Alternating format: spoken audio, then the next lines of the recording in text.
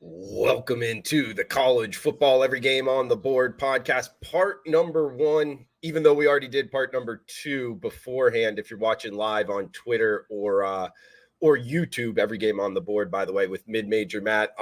Jeff Nadeau, big man on campus. He had a family emergency and needed to back out of this week's slate for part number 1. He'll be back next week, hopefully. So I'm going to go solo here, guys. It's always tough to get a good handicapper to come in short notice and talk, 12 games on the slate.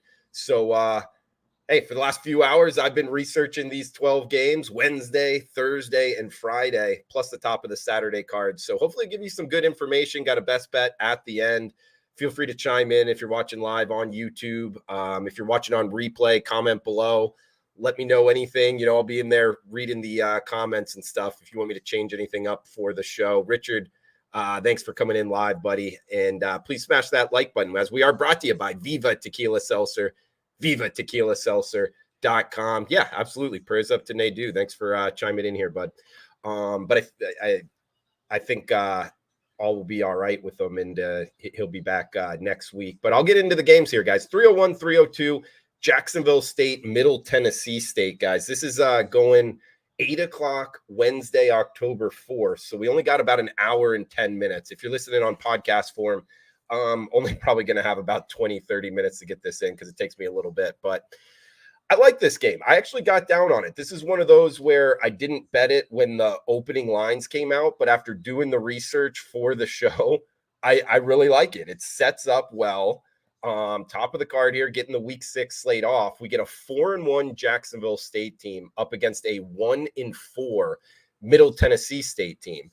And of course, the 1-4 Middle Tennessee State team is laying points. So you're like, hey, wait a minute. The 1-4 team laying points to the 4-1 team. What's up here? Well, it lays in who they've played, and strength of schedule, guys, I think comes to the forefront here as we get into conference play, like week 5, week 6, it starts to matter more.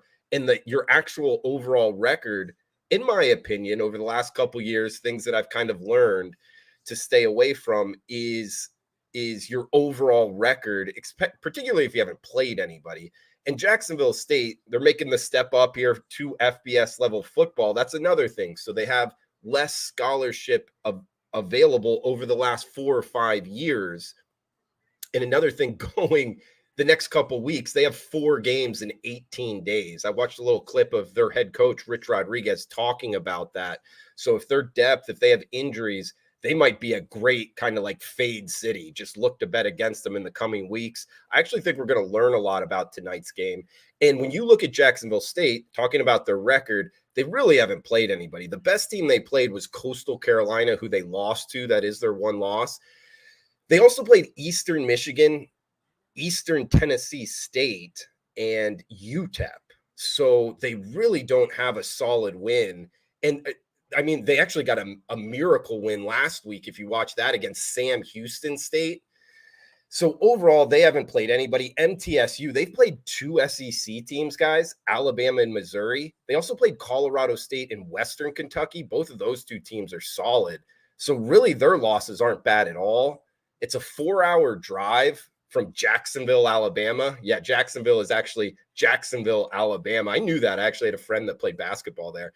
4-hour drive to Murfreesboro, Tennessee. They're not flying private. So overall, guys, I think it's a little bit tougher of a trip than people realize. It kind of gets there in the Tennessee Rockies and things of that nature. It's nothing crazy like in terms of elevation. But overall, I think the home team's the play here. -3 now. It's come down from -4.5. I think this market has it wrong. Plus, that's another thing. These moves in the marketplace have not been great this year. So in terms of like sharp action, I'm not paying as much attention to that. I'm actually going to bucket. I like MTSU here, guys, tonight to kick us off week 6 college football slate. Like always, brought to you by Viva Tequila Seltzer, vivatequilaseltzer.com. Really happy to have them a sponsor of the show. Give them a checkout, vivatequilaseltzer.com. Get it shipped to your house. Next game up, FIU versus New Mexico State. Speaking of alcoholic beverages, where I guess the team name is on, I got this one, and hey, we're talking FIU, so thought I'd show you. New Mexico State -6.5 49 being the total. Guys, this FIU team just last week, I watched every play against Liberty. I had a bet on it, and it lost. But I don't want to downgrade them too much. I think the Liberty Flames are a really good team, like a juggernaut in Conference USA. I think they're actually going to win it. If you go by the futures, they're plus 140 up there with Western Kentucky. I think that they're going to beat Western Kentucky. I think that they're the best team in Conference USA, at least that I've seen. So I don't want to downgrade FIU too much. In New Mexico State, their head coach, Jerry Kill, they got that dream season last year, making it to a bowl game. But when you look at who they beat, they played like teams like Valparaiso, and they kind of like scheduled games just to get wins. So I don't want to give them too much credit off of that. I mean, being a bowl team last year, we've seen this year. I've also lost betting this team right out the gate, I think, to UMass. Their quarterback, he's all right. I mean, overall, top to bottom of the roster, I actually think FIU might have the more talent. Plus the fact, as a sports bettor, I just like to find change and go from that point forward. Their quarterback last year and the beginning of this year, a guy named Grayson, I think his last name was Rodriguez. Like when he threw the ball, he could throw a nice football and everything. I just don't think he was a really good quarterback, and it held him back offensively. And watching them closely here, they have a true freshman now as their quarterback. He's a lefty, kind of athletic kid. And I think the market kind of thinking, a freshman on the road, like he already just looked bad last week. But this is a kid that started 4 years in high school in Miami. So he's got a lot of experience. And when you watch him play, he looks pretty good. Last week, he didn't look all that good, but this is going to be a totally different defense here against New Mexico State, a big drop down in talent, if you will. And he did go on the road the week before to UConn and got an outright win as the dog. I think that could happen again here, guys. I like FIU, a little money line. I'm wearing the Marlins hat tonight, mainly because if you're listening on podcast, I got a Marlins hat on. This might be the last time I can really rock Marlins because their season life on the line. And I made a little fan action here. South Florida money line parlay. If you money line parlay FIU and the Florida Marlins tonight, plus 200 and plus 132 is what I think I got them personally. $100 pays 600. Just wanted to throw that out there, throwing out picks. Something I'm betting just kind of as fun, but hey, a little South Florida special, if you will. Thursday's action here, October 5th, every game on the board. Going solo here, Drew Martin. Sam Houston State versus Liberty. Just talked about Liberty. This is 7 o'clock on Thursday, and the Flames are really good. The market's telling us that. It opened up 17. It's now as high as 21. And I like Liberty here. There is a big reason they're such big favorites. They're at home. They're going up against Sam Houston State, who last week played Jacksonville State, kind of a short week on the road against Liberty, where Liberty is off of a bye. Actually, I don't think it is a short week for Sam Houston State. They played on Thursday night, but either way, Liberty does have a bye and they're at home. I already talked about how good I think this Liberty team is at that plus 140 to win Conference USA. I'm not a huge futures bettor, but I do like that one.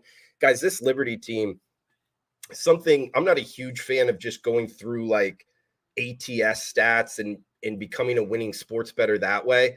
But when it's glaring like this kind of stat I'm about to read, Liberty going back to last season has covered 5 straight games, meaning if you bet on Liberty, they've won 5 straight times. You've cashed all 5. The last 4 as a favorite, so they're covering with margin.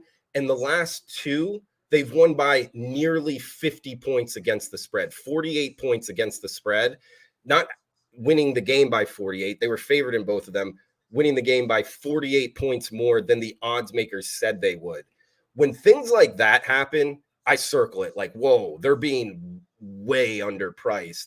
Obviously, other people are doing the same as me, opening up 17 points, now moving 4 more points up to 21. I wouldn't be surprised if it moves even more before kickoff.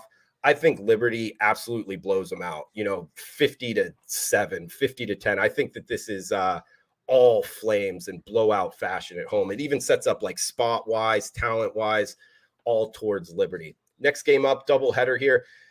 By the way, guys, pretty cool Conference USA like marketing style.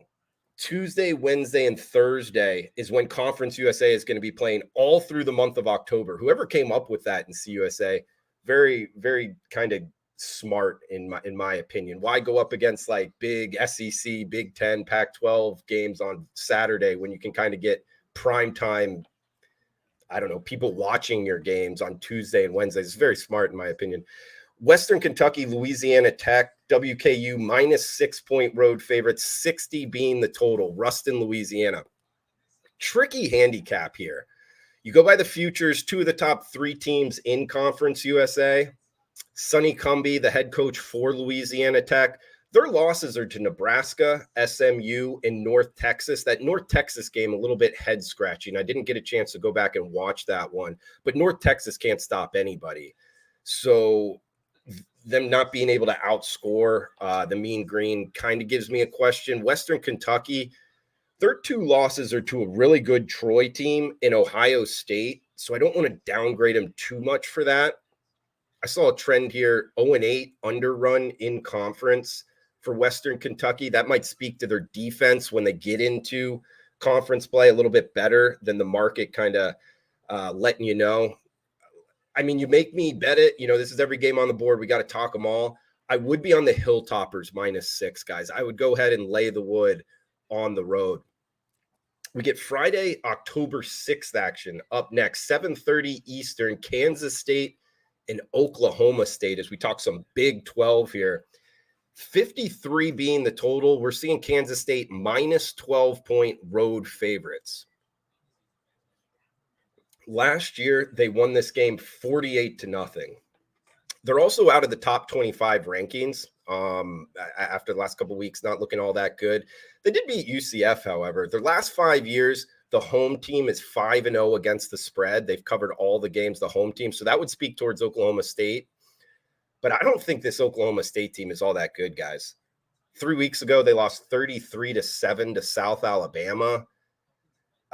Kansas State, I think, is just the better team overall. I mean, laying doubles on the road, I don't love it, but Friday night lights action, if you need something this one, I'd go with the Wildcats on the road. We got Nebraska and Illinois, the nightcap, if you will, on Friday night lights action. Big Ten, 8 p.m. Eastern here.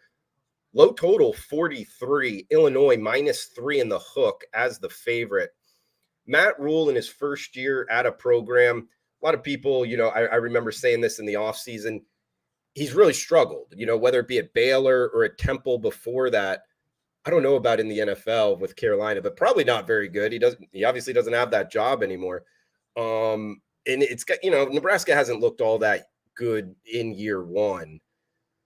Overall, I think Matt Rule is a great coach. I mean, I think that he's a good person for this job. If Nebraska can get back to, I'm not going to say 94, 95 winning national championships, because I don't know if that ship has passed, but they could become a good football program again. I think he's the right guy, but in year one, I'm not really looking to bet on him. Illinois, they've been money burning, guys, 2-8 against the spread, their last 10. That goes back to last season. They've let up 28 or more points in 4 of the 5 games they've played this season. I don't want any part of Illinois. I really don't. It's Nebraska as the dog, +3.5. I don't love it, but you know, these two teams not very good. Friday night lights. If you need something, give me the Cornhuskers. Got the top of the card on Saturday coming, guys. This is the Every Game on the Board podcast. Wherever you're downloading your podcast at, Every Game on the Board, on YouTube as well, simulcast live. Also going live on my Facebook if you're friends with me, and on Twitter as well, at Drew Martin Betts. Usually got the big man in here. Get a family emergency. So going solo here, and we got 6-7 games left. Mid-Major Matt and part number 2's already up, so check that out. And then we'll have 2 more. We got Bryson making his debut here on tomorrow, and we got Robbie Vino in the closer's role like normal. So top of the Saturday card here, 4 o'clock Eastern, 319, 320, the rotation number, UCF and Kansas. Great matchup. I can't wait for this one. We see the Jayhawks -2-point favorites, 65 being the total. Lance Leopold versus Gus Malzahn, 2 of my favorite head coaches, by the way.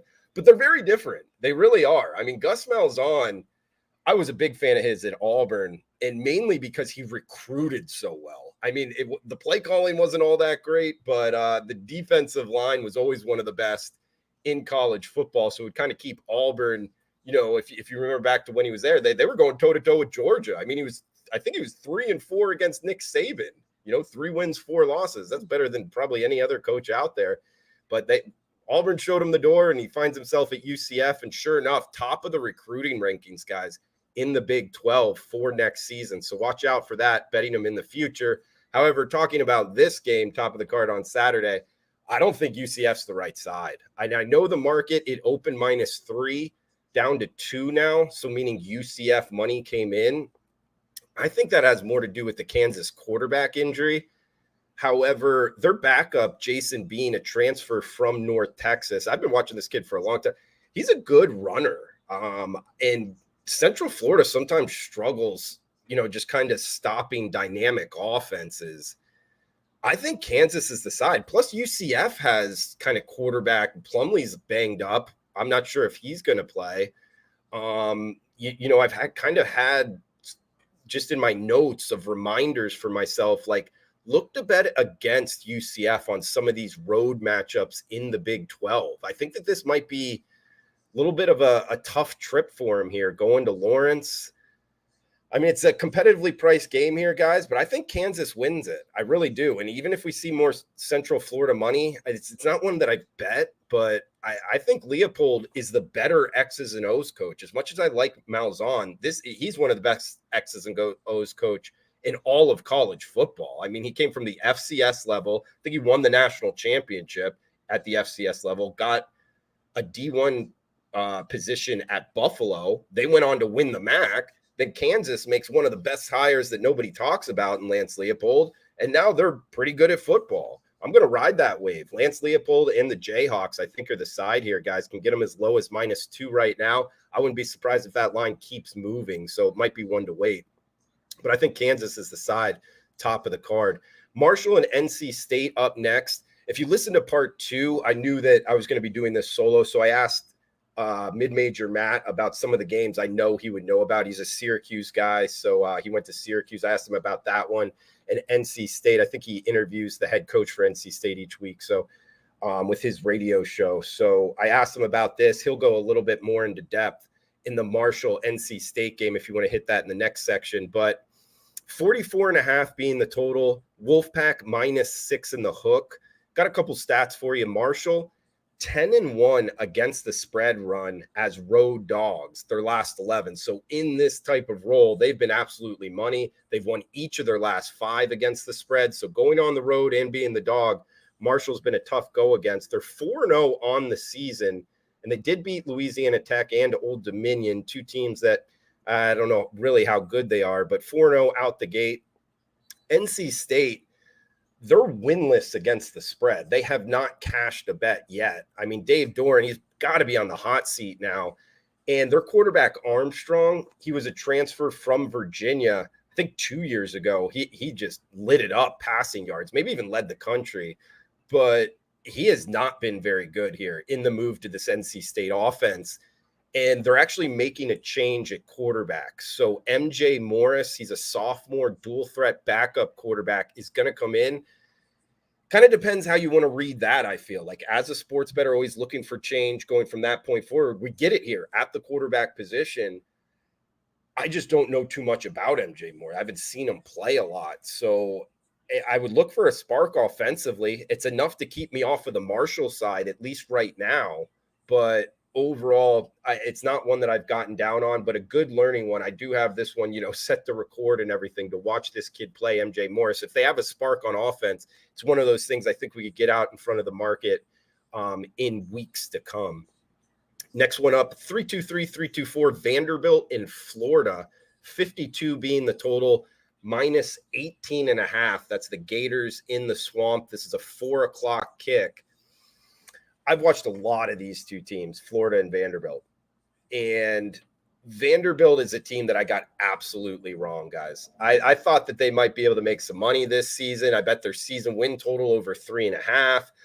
They only have 2 wins. I don't think they're going to get there. Maybe they could pull a couple upsets. I don't think this is going to be the one, though, guys. Their quarterback, AJ Swan, he's a little bit banged up. Their backup, Ken Seals, he comes in. He's a decent, athlete running around back there. But Florida's defense up until Kentucky had been pretty good. Now they got ran all over against Kentucky. We're going to talk this Kentucky-Georgia game at the end. But outside of that game, they've been pretty decent under Billy Napier. Vanderbilt, Clark Lee, he was a Brian Kelly assistant at Notre Dame, then comes back to his alma mater here at Vanderbilt in his 3rd season.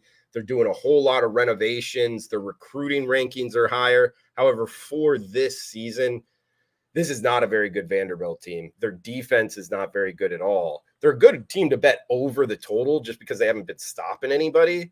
But, I can't bet Vanderbilt, especially because Florida has looked so much better at home. Remember, they kind of blew out Tennessee in the swamp. They went on the road to Utah, lost that game, kind of weren't competitive, and then went on the road to Kentucky and lost that game, not competitive. So they're starting to get a little bit of a home road dynamic splits here where it's something I want to be betting them on the road, but at home, laying 18, I wouldn't be surprised if Florida runs it up a little bit. Billy Napier used to do that when he was the coach for Louisiana, kind of keep going, if you will, when you have a 2-3 touchdown lead.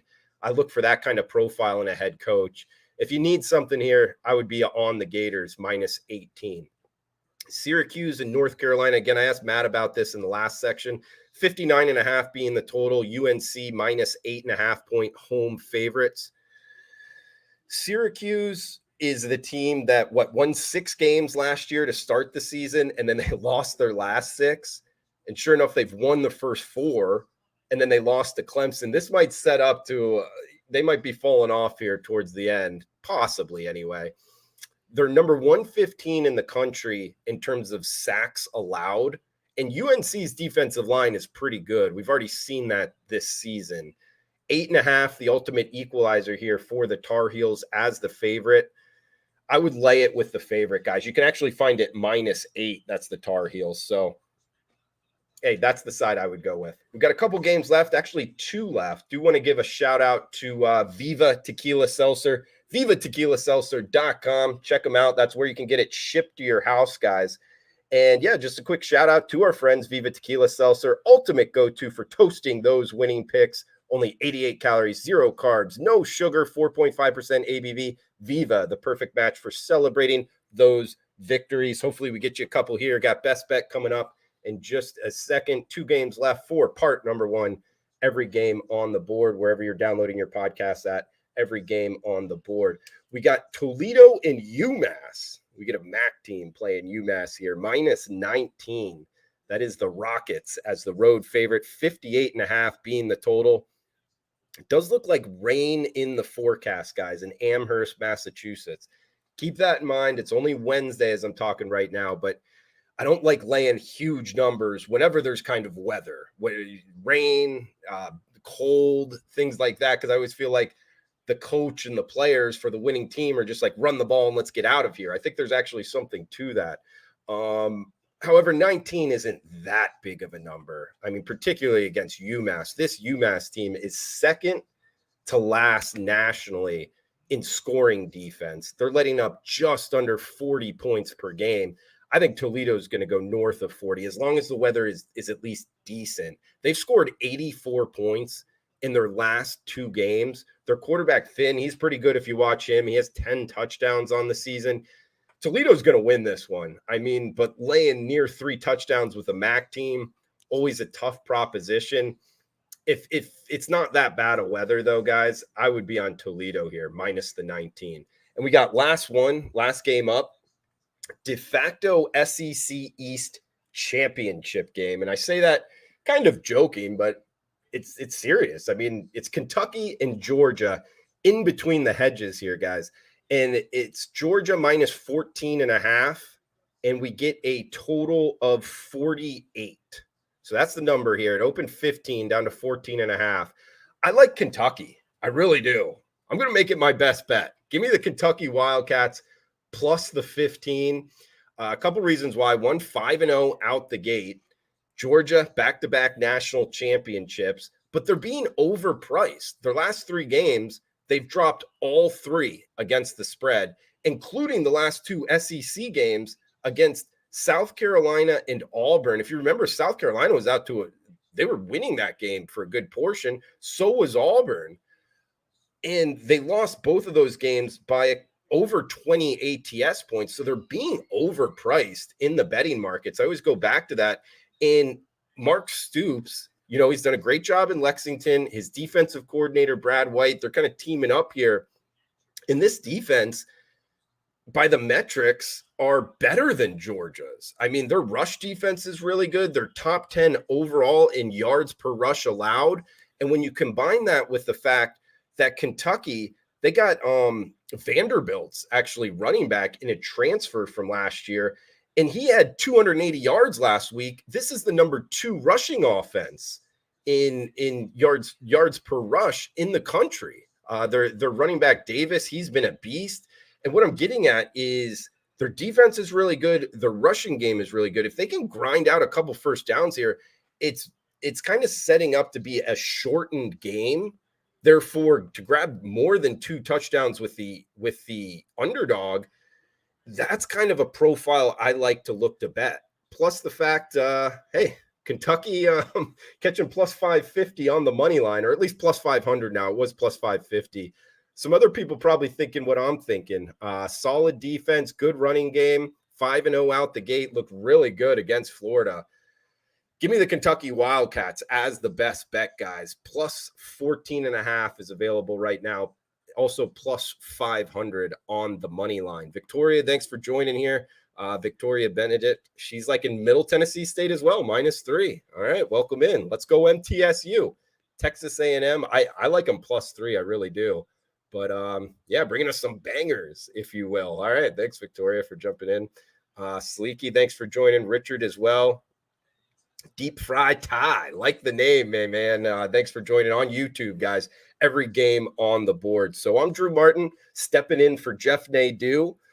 Deep Fry Tie, like in Kentucky, pull the upside. Absolutely, guys. Yeah, you can find me on Twitter at Drew Martin Bets, wherever you're downloading your podcast at. If you give a solid rating, leave a little why you like it. That would be awesome. I'd appreciate it. And feel free to chime in the comments below on YouTube. Love the growth of the show, guys. Love hearing from you. Hopefully give out some good information here on all the games. And hopefully the Kentucky Wildcats pull the upset in tonight's action as well with MTSU, FIU, and the such. So thanks all. Thanks for tuning in. Smash that like button. Cash those tickets. We'll be back tomorrow with 2 more parts, every game on the board.